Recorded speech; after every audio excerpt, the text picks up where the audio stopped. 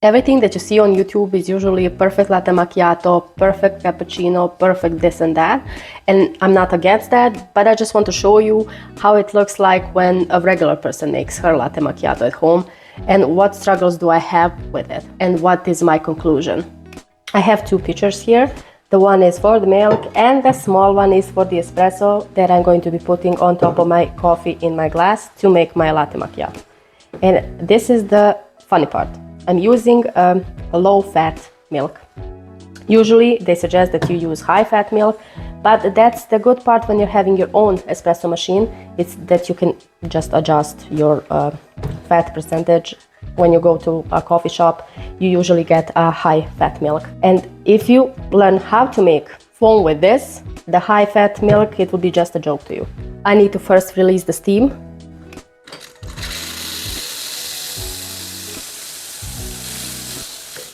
This is a 4-hole steamer. I don't know much about them, but it's just an information, maybe it's useful for you. Actually, my mom is working as a bartender for about 20 years, and I asked her a ton of questions how to make the espresso, the milk, the foam, everything. And actually, I still don't think I learned much, but in the end of the day, it's crucial just to make the foam. I've just put my steamer just below the surface of the milk, and I've just tilted my pitcher a little bit. And don't get me wrong, this is not some kind of learning video. I'm not a professional. I'm just a regular person doing her latte macchiato at home. I'm just showing you how I do it. And I lack consistency. Today my latte macchiato will end up maybe perfect, and tomorrow it will be like, As for the looks, latte macchiato is actually the look more than anything else. That's my opinion. Anyway, let's get started. I will just put the steam in. Look.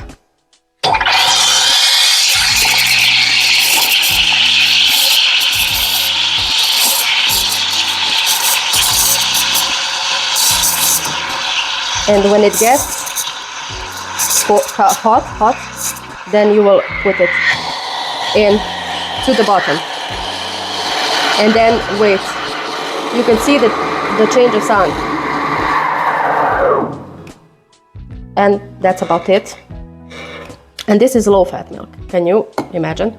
Now I will put it in my glass and then make espresso. Okay.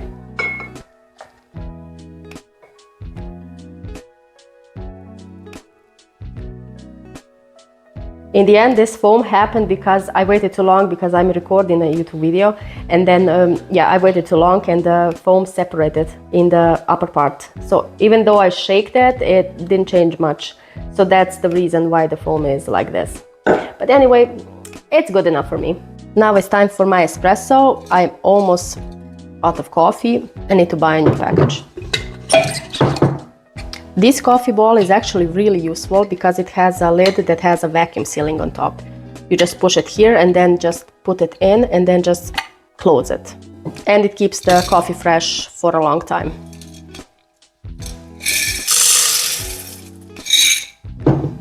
You can hear the air go out.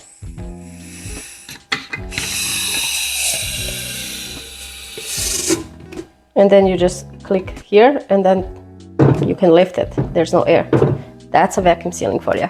This is the part where I struggle the most. Even though it says 7.4 seconds, sometimes it spits out less coffee, sometimes it spits out more coffee, even though the setting is the same. So if in the future some professional watches this video, maybe he or she can tell me what is the problem with that. So sometimes my espresso goes perfectly, sometimes it's a little bit soupy. So yeah, that's an everyday struggle for me. Let's get started. Sorry about the noise.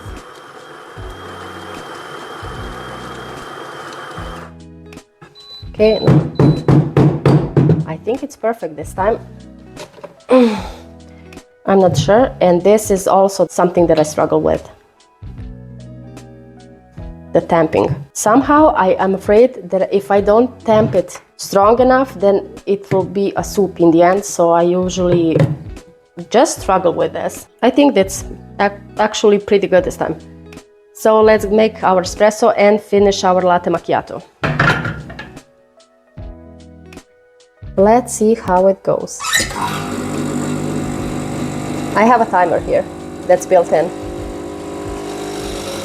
I usually know when it's about 22 seconds, then it will be fine. When it starts pouring on 23 seconds or less, then I know it's not good.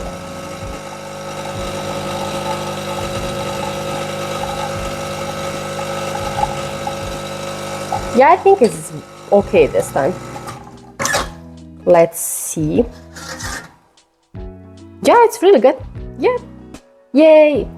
That's really good because I'm making a YouTube video and I want it to be good. And I want to show you a soup. I'm kidding. If it was a soup, I would show you anyway. Because, yeah, I want to show you the reality of the situation. And anyway, I need to move my light. Because the milk was too long alone without espresso, because I'm recording and yep, it took a lot longer for me to say what I needed to say. Let's see how it ended up. Hop. I usually don't use the whole espresso because I'm sensitive to caffeine, so I use about half. I think that's it. And what can I say? It looks all right.